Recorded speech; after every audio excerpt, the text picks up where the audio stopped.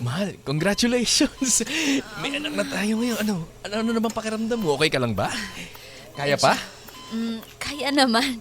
Salamat, mahal ha. Sinamahan mo ko sa panganganak ko. Oo naman, syempre. Asawa mo ko. Kailangan talagang kitang samahan sa lahat ng pagkakataon. Lalo ngayon. First baby natin to. Medyo nangihina pa nga ako, mahal eh. Pero, May gusto ka bang kainin? Lugaw.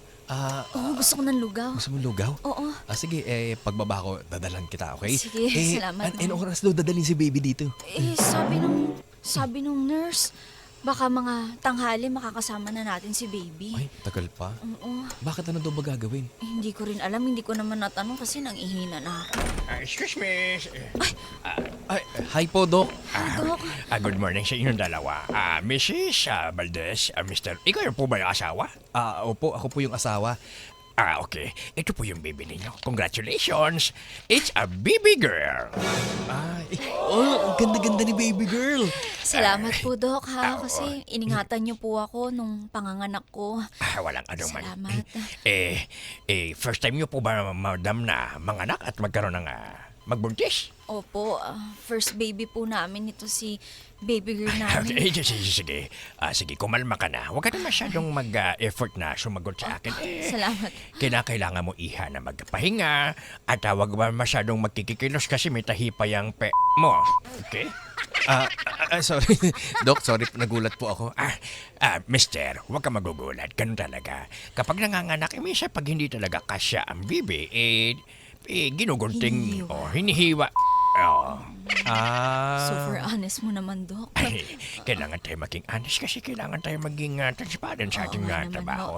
At nga pala, meron kami mga irereseta sa mga gamot. Ito ay more on pain reliever and antibiotic lang naman para mas mabilis na maghilom ang iyong hiwa ng mo. Eto, mister, ito ang resita. Pwede mo na yung bilhin dyan sa botika sa baba. Salamat po, Doc. Salamat po, Dok ha. Sige. Paano? Mauuna na ako. At Opo. congratulations sa inyo, mga Salamat. first time mom and dad. Sabihin nyo, basic. Basic. Okay. Sige, salamat. Salamat. Mag-ingat kayo. Ba't pinasabi tayo ng basic? Hindi ko na rin alam kay Dok. Baka may amats yun si Dok. Mahal, pag uwi natin, may nakahanda na dong crib at higaan nyo at kung ano-ano pa lahat ng kailangan mo. Si mama at si papa pupunta daw doon. Hindi na sila dadaan dito. Salamat, mahal ha. Grabe yung pag-aasikaso mo sa akin. Walang ano man yun, mahal. Grabe. Tignan mo naman. Ang ganda-ganda ng anak natin. Oo nga. Kamukhang kamukha ko. Oo nga, no? Ang kamukha. Ang tangos ang ilong. Diba? Ang puti. Ay. Mahal, kailangan magpagaling ka na agad para naman. syempre makaalis na tayo at masama na natin si baby sa bahay. Man, syempre naman. Gagawin ko yun, mahal. Anything for our baby. Basta magpahinga ka maigi ha. Oo. Bababa na muna ako para makabili ako ng gusto mong lugaw. Okay? Sige. Babalikan kita agad. Salamat, ha? mahal. Sige. Ay, naku naman. Ano ba naman to? Kanina pa kita inihili. Hindi ka man lang mahinto. Nakakarindi na.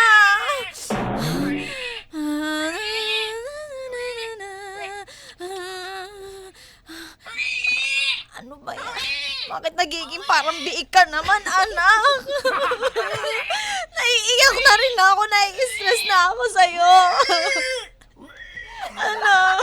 Asan na ba yung asawa ko? Bert! Ano na, Bert? Bert, nasa ka na ba? Sige na ako. Sige lang. Bert, kunin mo na nga itong anak natin. Napapagod na ako. Ayan, kunin mo na. Ano ba? Tataranta ka. Easy ka lang. Ako bahala. Naiirita na ako. Ang ingay-ingay ng anak natin. Iyak ng iyak. Walang mapatahimik dyan, oh. Tana. Ito na. Kasi nagugutom ata eh. Ba't hindi mo padidehin? Hindi naman kasi ako sanay magpa-breastfeed eh. Kailangan mo magpa-breastfeed kasi syempre, kinakailangan ng anak natin ng gatas galing sa'yo. Hindi pa pwede dito yung formula agad. Pagod na ako. Kanina pa ako gising. Ano ba naman yan? Kanina ko pa hinihili ang anak mo. Ngalay na yung braso ko. Gusto ko na matulog. Sige, ako nang bahala dito. Pero, nag-pump ka na ba? Kailangan kasi ng gatas na Nag-pump baby. naman na ako. Ayan, kunin mo dyan sa ref yung ano ko dyan, yung deposito kong gatas dyan. Nakatutulog na ako. Sige na. Ako nang bahala kay baby. Pahinga ka na, mahal. Tana na baby. Di ko naman alam na kailangan pa ng breastfeed pa. Masisira yung hubog ng katawan ko. Tana. Ito. Ay, naku, ganito ba talaga kapag naging nanay?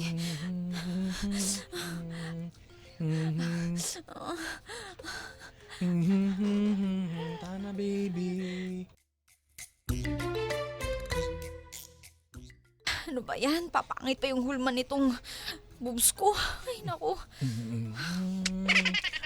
Mahal, ano yung sinasabi mo? May binubulong ka? Wala. Matutulog na ako. Sige na, matulog ka na. Pahinga ka na. Ako nang bahala dito, ha?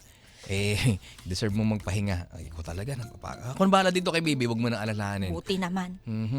Baby, lalala. Sige na. Pahinga ka na, mahal. La.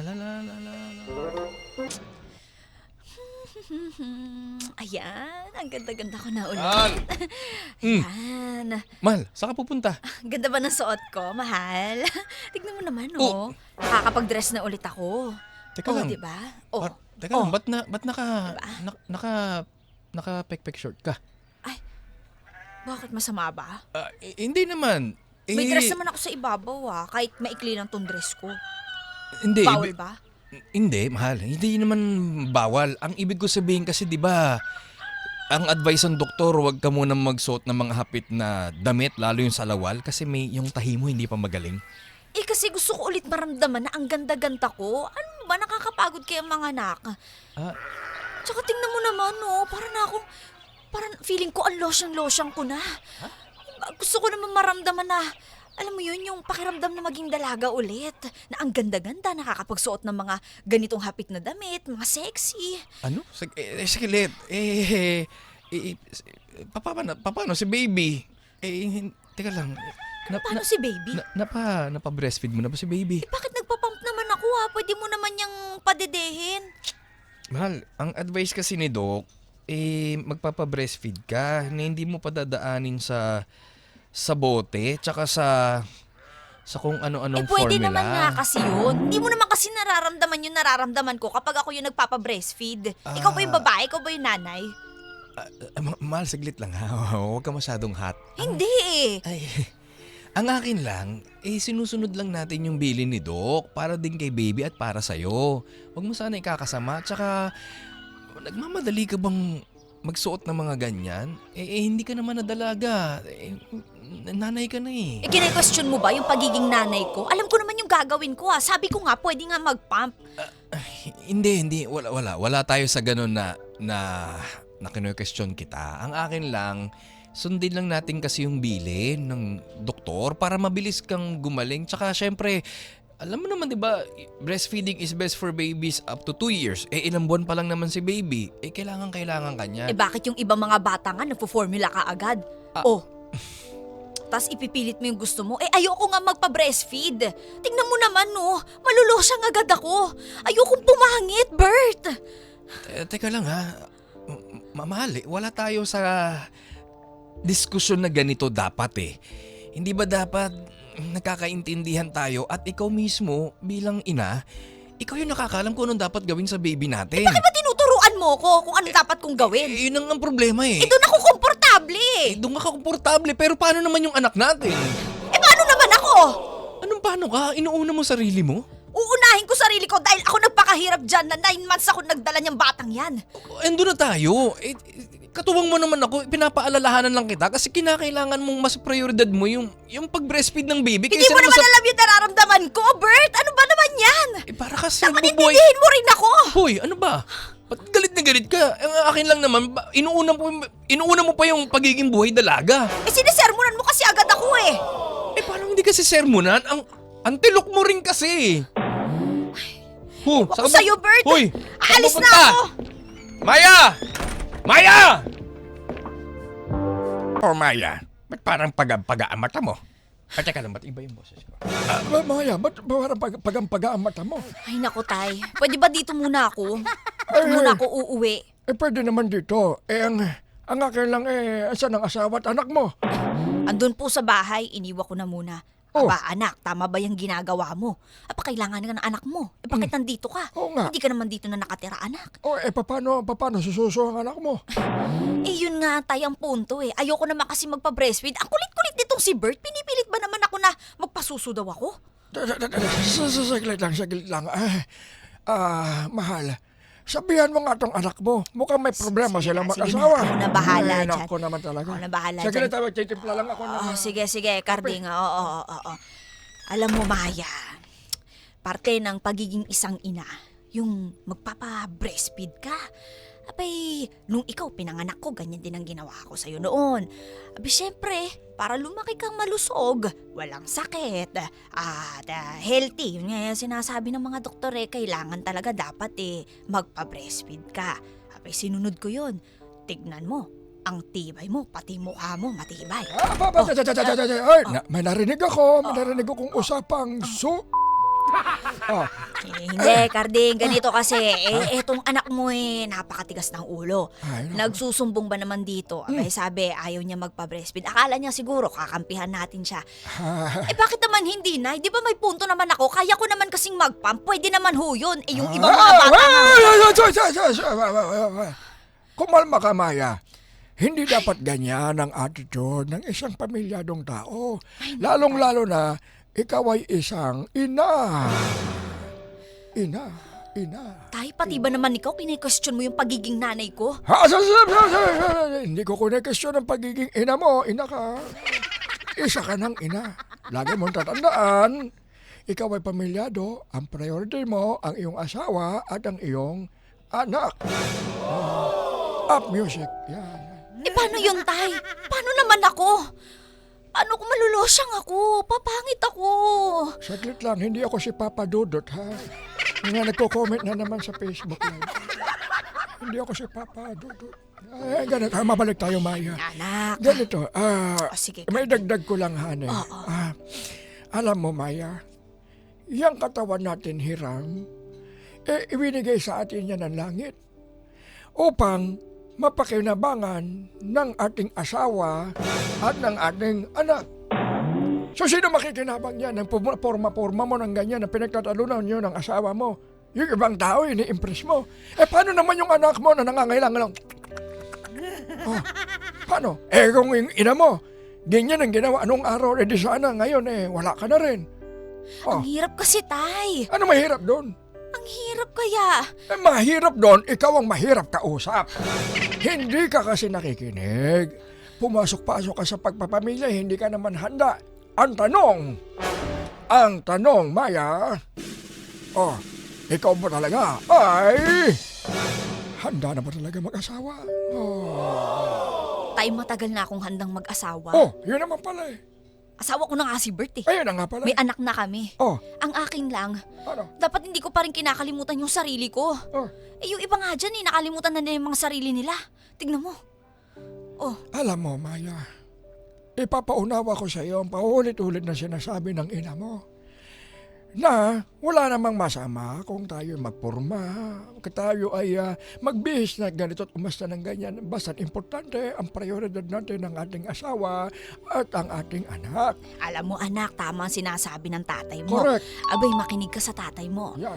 Abay, alam mo ba nakakatulong yung pagbe-breastfeed para makabuo ka ng connection sa anak mo? Correct yun. Tama yun. Mahal mo ba ang anak mo? Siyempre, Nay, mahal ko. Ano ka ba naman? Easy. Nanay mo yan. Ba't inaaway mo nanay mo? Kasi, pakiramdam ko pinagtutulungan niyo akong dalawa, kaya nga ako pumunta dito. Hindi ka namin ang tilok mo, kukutungan kita. Anak, nagpapaliwanag lang kami ng tatay mo. At sinasabi namin sa'yo ang tama. Oo. Anong gusto mo? Kakampihan ka namin sa mali. Tama yun. Kailangan naman pabayaan mo magutom ang anak mo. Oo. Gaya Yun ang yan. mali. Gaya yan. Tama, ano? Ilang oras ka nang wala sa inyo. Ilang oras ka na nandito. Paano yung anak mo? May mga gatas naman po ako doon. Ay, hindi yun Siyempre, kinakailangan hinahanap yung amoy mo, hinahanap yung presensya mo ng anak mo. Parang ganun ka rin naman dati sa nanay mo. Hindi ka pwedeng nawawalay ng matagal. Hindi pwedeng mawala. Kaya nga hindi na nagtrabaho ang nanay mo. Tama, anak. Tama yun. Diba? Diba? Isipin mo naman ang kapakanan ng Hindi anak ako si mo. Papa Dudut. Alam mo, sa ngayon na magsakripisyo ka na muna. Oh. Sandaling panahon lang naman yan. Lilipas din yung panahon na yan. Magugulat ka na lang, malaki na anak mo. Oo nga. Diba? Sulitin mo yung pagkakataon na mahahawakan mo yung anak mo, makakarga mo. Sa susunod niyan malaki na yan. Tumatakbo-takbo na yan. Sa susunod yan, parang ikaw na rin yan. Sasagot-sagutin mo na rin ako niyan. Oo nga. Oh, 'di ba? Kita mo? Oh, umuwi ka na ron sa inyo. Kung mahal mo ang anak mo, kung mahal mo ang asawa mo, magpakita ka sa kanila. Correct. Huwag mo silang lulubayan. Oo. Ano, kulang pa ba yung payo namin? Okay na, kailangan mo pa makarinig ng ibang perspektibo. Alis na ako, Nay. Alis na rin ho Saglit ako, lang, Tay. pakinggan mo muna yon. May papakilala ko sa'yo. Ah. Alam mo kung sino? Sino ho, Tay? Eto, alika dito. Pasok ka dito. Iho ka, alika. Pasok ka dito. Total, ayan, kanina pa kayo, Papa Dut. Sino ba yan, Oh, ito si Papa Dut. Papa Dut, sabihin mo nga tong anak ko na si Maya kung ano dapat niyang gawin. Alam mo, Maya, dapat makinig ka sa iyong mga magulang dahil ang prioridad mo ang iyong anak at ang iyong asawa. Kaya alam mo mga kabarangay, makinig kayo sa mga tatay.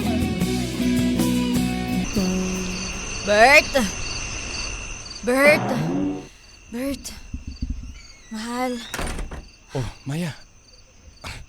Okay ka na ba? Pasok ka muna. Bert! Oh, bakit? Saglit. Huwag ka na umiyak. Saglit. Huwag ka na umiyak. Pasensya ka na.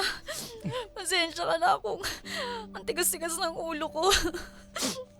Patawarin mo ko. Talaga, Maya. Ay, nako. Tumahan ka na. Huwag ka na umiyak. Galing ako kay nanay.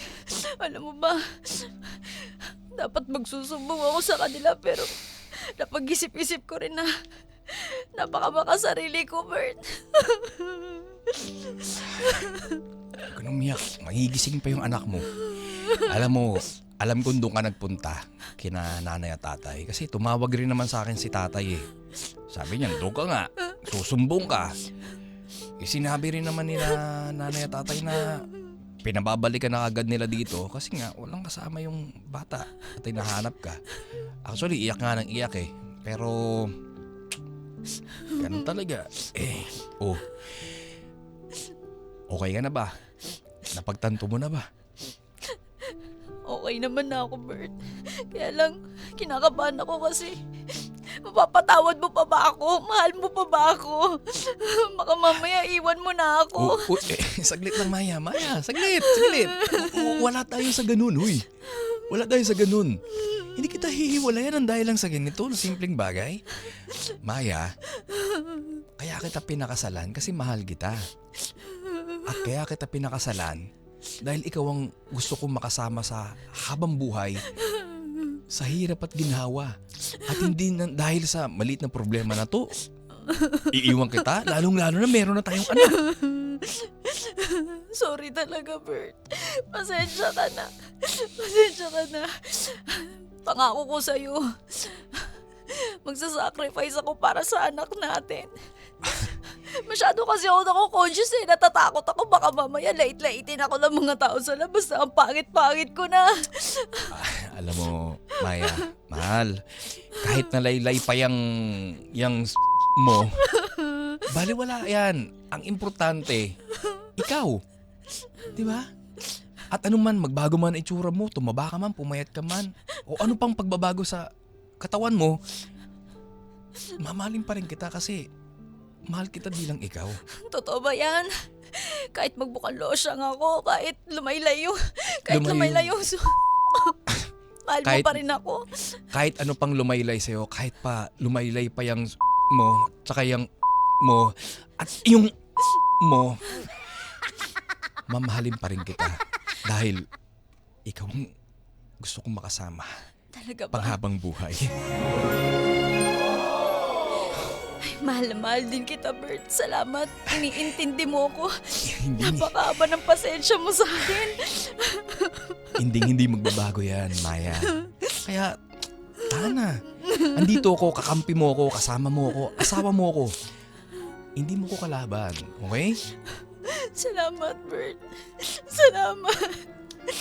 Kaya, huwag ka na mag-alala. Tumahang ka na, kanina ka pa hinahanap ng baby natin. Kaya, kalma na. Nga pala, binilang kita ng bagong pek-pek short. Sige, sukatin mo. Joke lang. Salamat, ha. Asa na ba si baby? Gusto Ayan. ko siya makita. Ay, natulog. O, di ba? Ang himbi na tulog niya. Sige. O, kaya, basta, kalma na, okay? Oo, Bert. Salamat sa'yo ah.